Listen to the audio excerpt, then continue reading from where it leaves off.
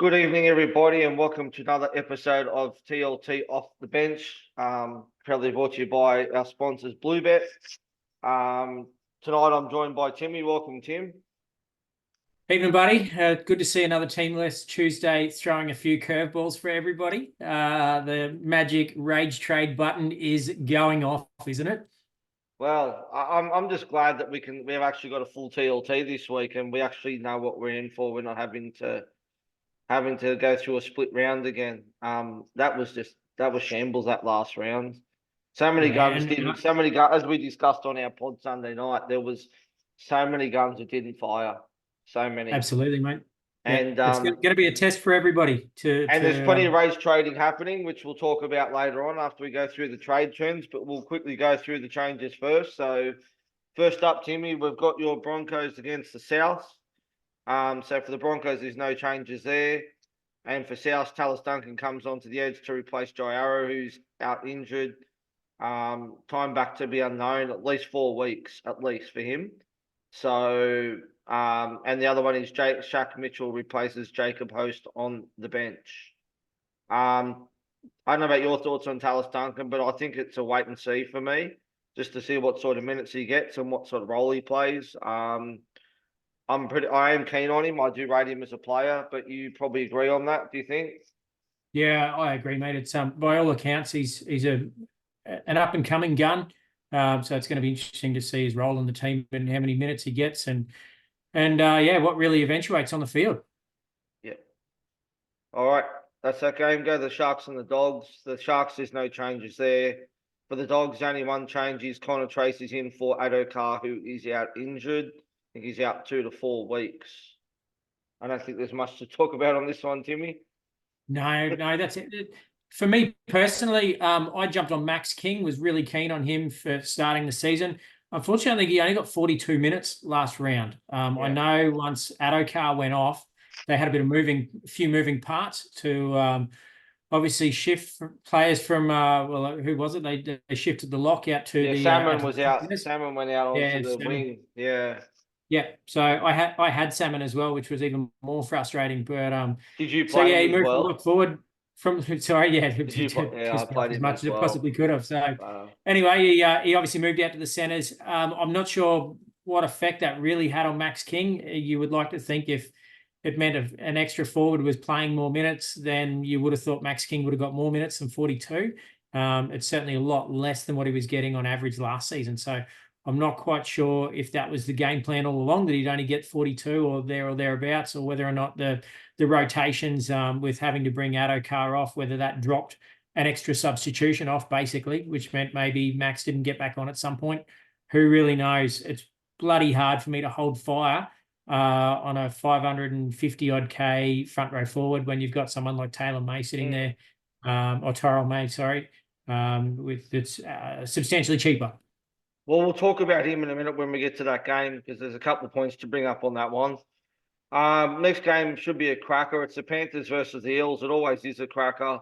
Eels seem to have the edge over them, surprisingly, in most of the games as well. So this will be Panthers home game should be a cracker. So looking forward to this one. Mitch Kenny comes back from his suspension, replacing Luke Summerton, who drops out of the side. So the AE nightmare. That's an interesting one, though, isn't it? The AE starting Luke keeps his bench spot, so he goes from starting in the team to out of the side completely. Yeah, isn't it? That's a really interesting one, and I know we did mention this on the podcast on Sunday night, and that was exactly what I said.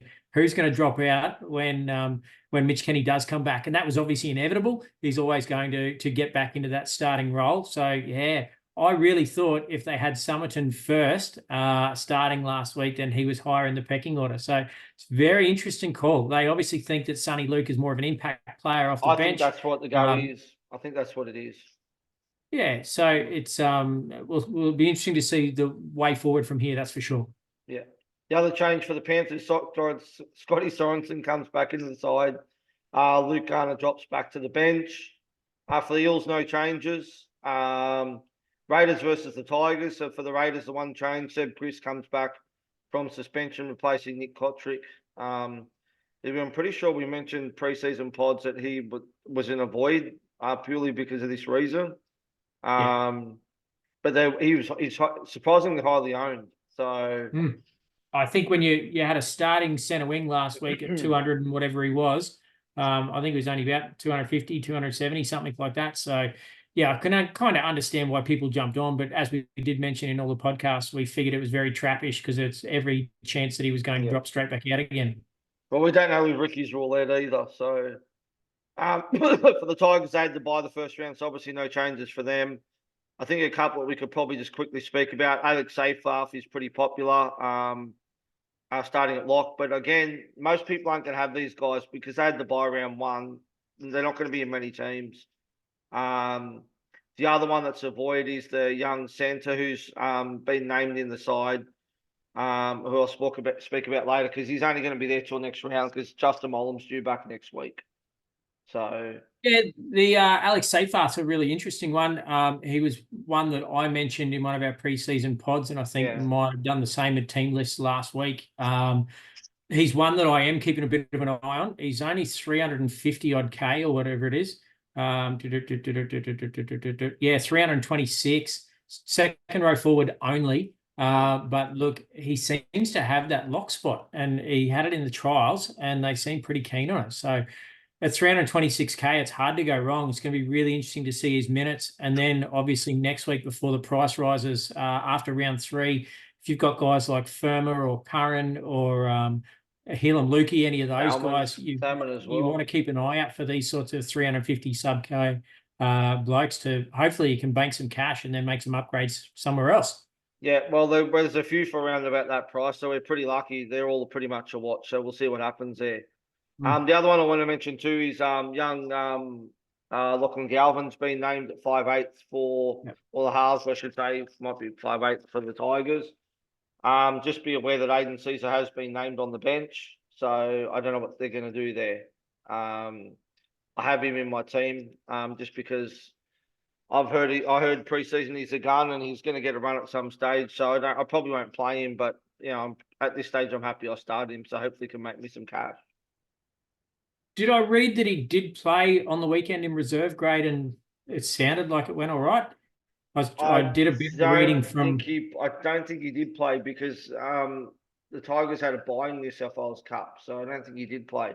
There was something about there was something about in the chat, in one of the chats about his stats from his trial game that he played. Maybe that's what I was thinking of, the trial game too. Yeah. Anyway, we'll see what happens with him.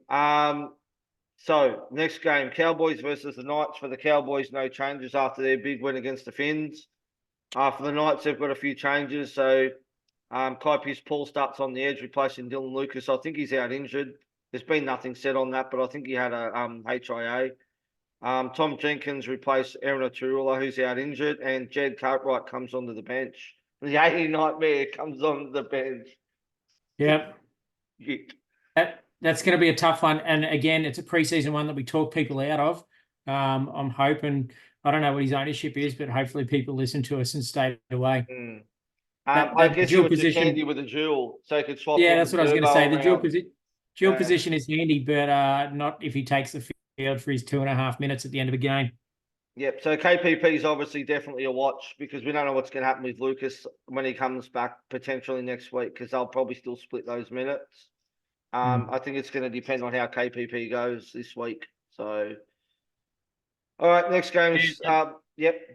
Sorry, he's another one at that sub 350K that you definitely want to keep an eye on for those second row downgrades, like we just discussed before with Seyfarth. Next game, Storm versus the Warriors. So for the Storm, no changes, and the Warriors, no changes. So nothing really to talk about on that. Still no Cam Munster. Still no news on when he's going to be back either.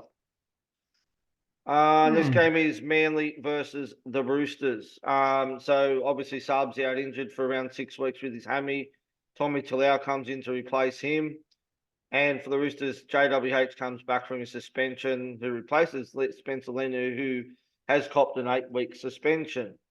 And Dom Young comes back in the side racing, replacing Pugba on the wing. Timmy, what is your thoughts on the Lenu suspension? Do you think 8 weeks is a bit harsh? I think it is a bit. I was thinking maybe around 4 weeks.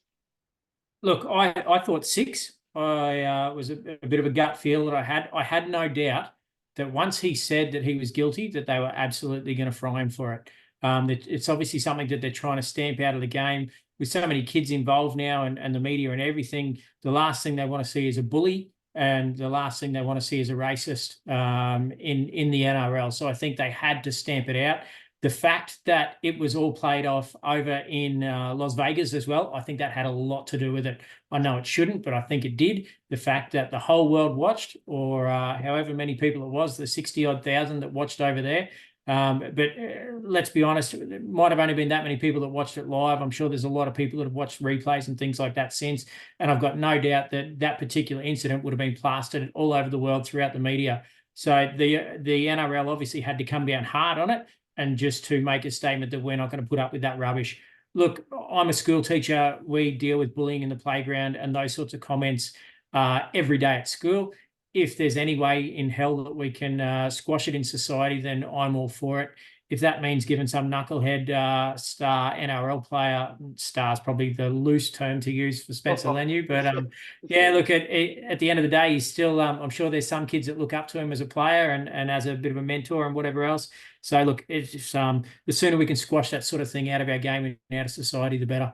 Yeah, fair call. Last game is the Finns versus the Dragons, and after their flogging last week, Uncle Wayne has made some drastic changes. So Jake Averillo replaces Tessie New. Isaiah Katoa comes in for Sean O'Sullivan. Max Plus starts at lock, replacing Ray Stone, but he's out with concussion. Ewan Aiken comes onto the edge, replacing Conley Lemu, who's out injured, and Jared Wallace joins the interchange bench. For the Dragons, Blake Laurie comes back in after missing last week, with Jack DeBella moving back to lock, and Brett Mariner drops back to the bench, and Lucy will make his debut to the Dragons off the bench, replacing Fafita. Not much relevance here except for the fact that 5,500 people roughly should be reversing their RFM trades. Yeah, absolutely, mate. It's I'd be the hardest part is because it's the last game of the round. Yeah, it's going to be really hard to hold him and then come up with an alternative option. Obviously, if the late mail comes out that RFM actually starts and it goes back to the way that it was the other day, that yeah, it's going to be a tough one.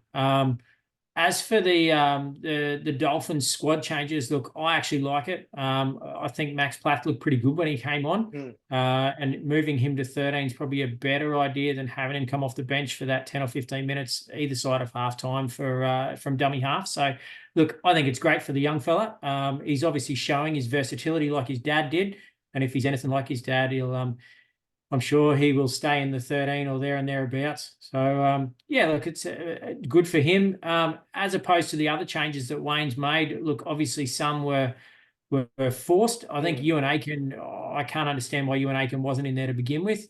Mind you, Connolly Lemuel, who played pretty well for the Dolphins last year in that left-hand second row spot. So, yeah, look, I think Ewan Aiken deserves a spot. In the halves, I don't know. It's a tough one, isn't it? Because they played a bit of merry-go-round last year and it didn't sort of really work for them. So it just shows that they've still got no idea what's going on there in those halves. And you bring Milf back into the equation as well. You got 4 blokes vying for 2 spots, and it really still seems like Wayne's got no idea who the best 2 are out of the 4. The problem is that they don't have a decent half or a 5'8". You know, when they missed out on getting Cam Munster, because I think they were pretty sure that they were going to get Munster and they didn't. Like Sean O'Sullivan, he'll plug a spot like he did at the Panthers when he filled in for the guys when they were out for Origin or whatever. But he's no superstar. And it's the same with Katoa. He's only a young guy. He's still learning. He's still learning too. Yeah, They really need like an Adam Reynolds type player they to need someone. play They off need and something. around, They don't need they? something. Yeah. Yeah. Yeah. They probably should have made a play at Luke Brooks. I would have thought. I don't know. There's not much on the market though. That's the only thing. Yeah. You know, I could see a world where maybe at some stage Avarello might even get a crack in there. I think he'd be okay as a 5'8" too, but who knows what Wayne's got planned. Yeah. I don't know. Tough one. So that's the change. That's the team list changes for this week. So we'll go through the trade trends now. So the trade out, some of these make sense. Some of them just don't make any sense.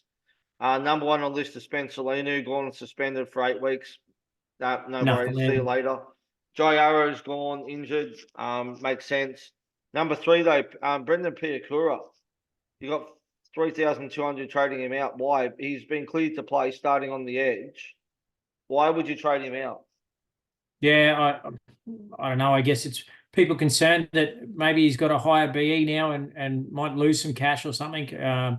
Maybe they're looking for a quick trade down to KPP or Safe Arth or somebody along those lines. Maybe it's a sideways trade, move someone out of front row. Like if you've got Cotter up in front row, you could move Cotter down to second row and then bring in Tyrell May. So maybe it's something along those lines. I don't really know, but yeah, I don't know. I've got Piakura. I'm holding him for this round and wait and see. I think you can at least wait a week. Like even if he, and that's even exactly if he has right. got a high B, you wait a week. But what people have got to understand too is the way that the BEs work. Like once we get past round 3, round 1 drops out of the score from round 1 drops out anyway. Right. So that's when guys like Hines and Cleary and all the guys that failed this week, they'll just go straight back up the week after if their scores increase dramatically from here on in. And obviously guys like Piakura is going to do exactly the same thing. His 4 points or whatever it was will drop straight out of his score after round 3 when the round 4 scores come through. Yeah.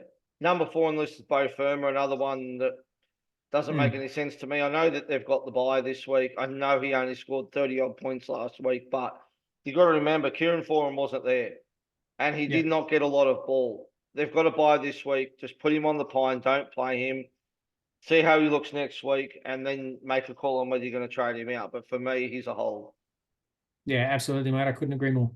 Number 5, Palacia. I get this move, especially if you can get the cash to go up to Tyrrell May. He just, it didn't look great. And when he didn't start, he didn't get many minutes. And his PPM's not great. I wasn't really keen on him ever. I know there was quite a few who were because there's like 3,200 trading him out. Yeah, look, this is a trade like the one we just mentioned before. When it comes to the last game of the round, it's really hard to bank on those players, and especially if they're a fringe player like Palacia. I think the writing was on the wall there. It was always an iffy one when he came into the starting lineup, and you went, "Oh wow, that's a bit of a head turner." So, yeah, look, I wasn't surprised at all that he went straight back to the bench when the final teams were named. And yeah, look, I can certainly see a world where you'd absolutely drop him this week and do a sideways trade to May would certainly be odds. Next one is the $1 million 21-minute Lolo. Now, you should be disappointed if you had him, if you started him, wouldn't you? Like, you just would have thought with all those injuries that they had to the front row that he was going to get more minutes, but he played the first 21 minutes and was never seen after that. Like, I can understand trading him out, especially if you're trading him to May. Yeah, look, I totally get that trade. Obviously, the scoreboard was the reason why he didn't go back on, and Peyton made that pretty clear.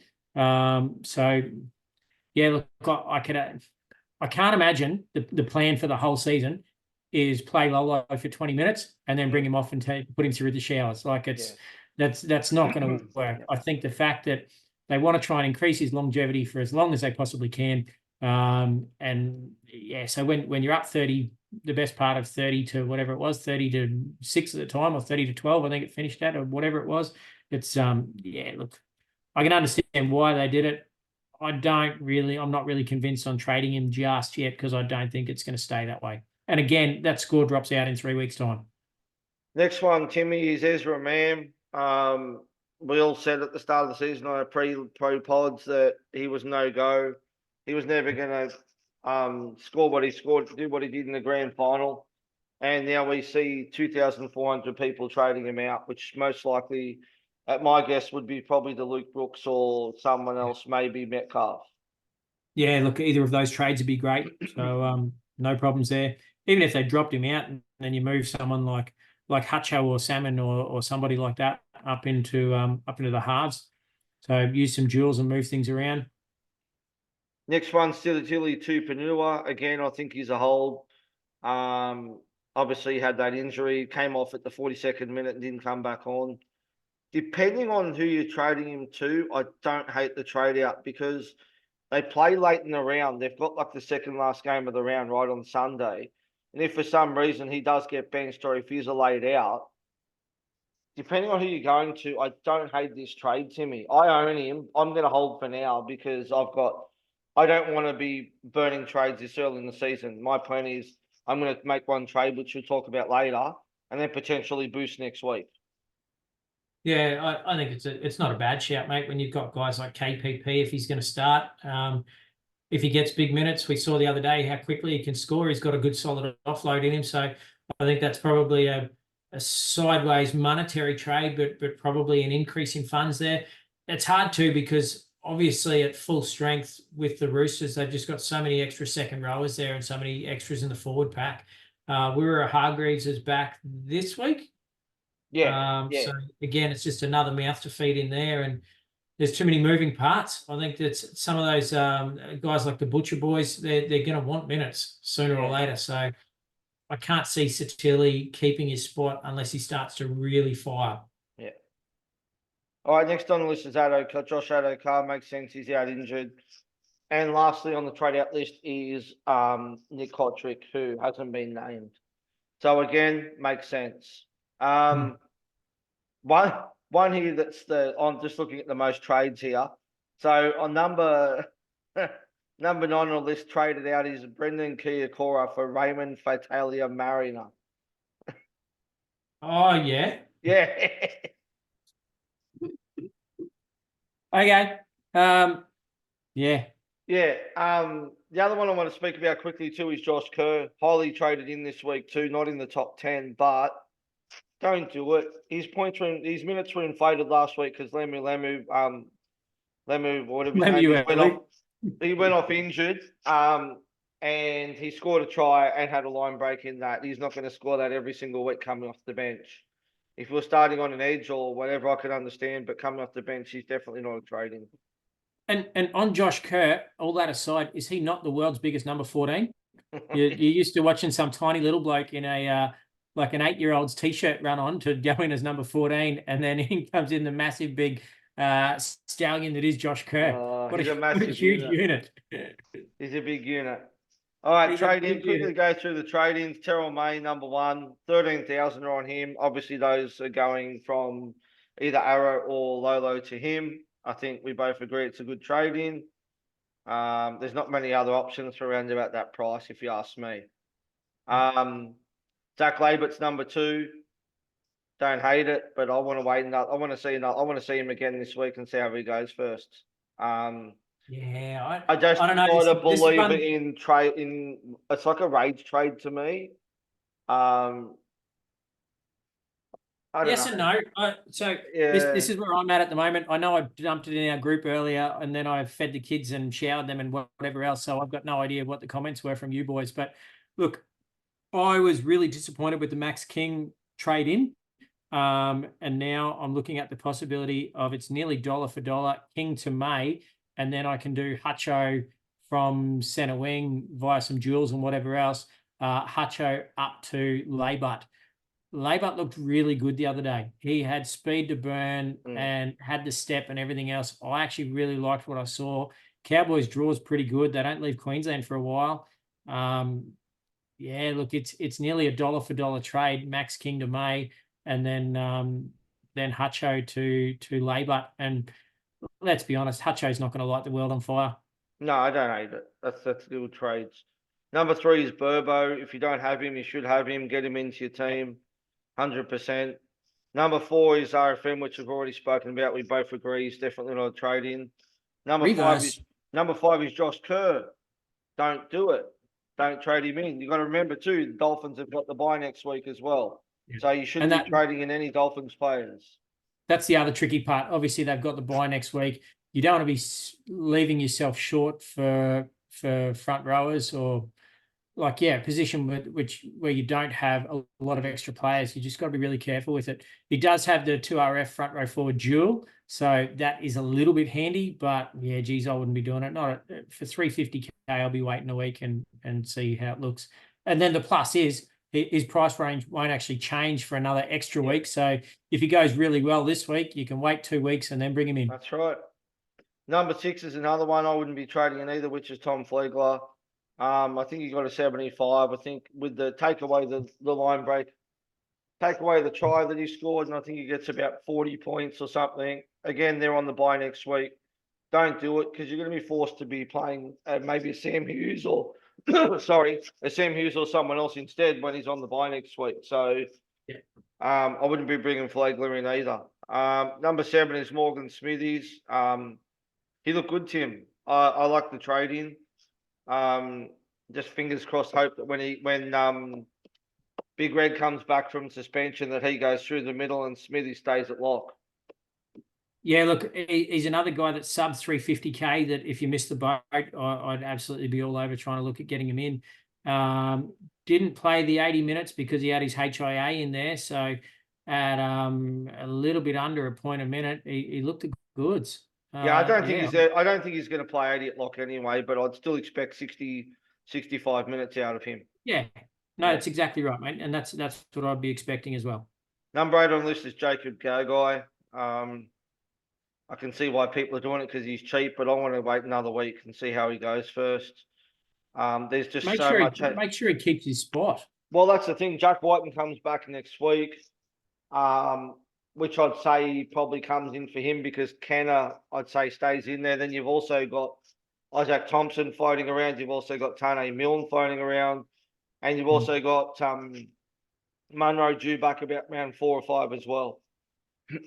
So and the money out, the mail out of someone that was at South training today, take this with a grain of salt because I don't know how good the source was, but they were saying that Milne was playing in all the drills on the pitch and Gagai wasn't.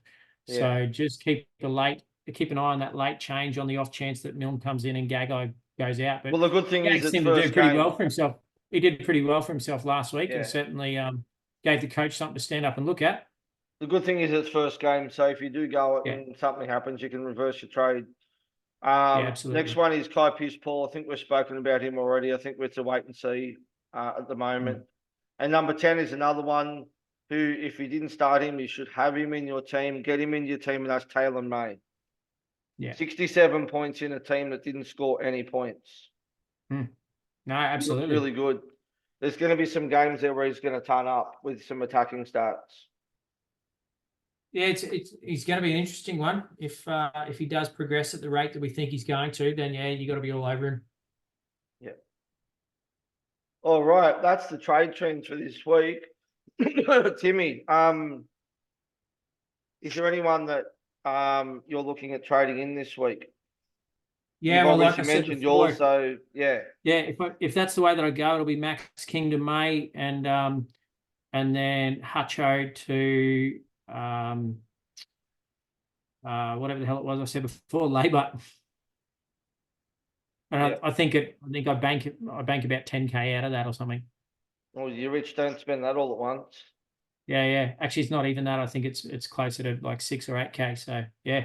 I've just got nearly dollar for dollar. I've just got the one trade, which is a forced trade. Dry Arrow goes out and Tilla May comes into my side. And that is the only trade I'm making at this stage. As I said, I'm going to potentially use a boost next week. So I just want to make the one trade this week. The one I was mentioning from the Tigers was Solomona Fatapati. I don't know if how you pronounce it.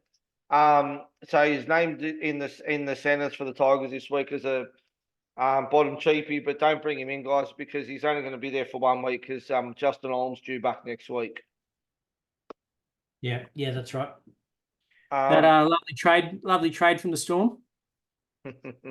Jury's out on whether that works for him. See how that goes.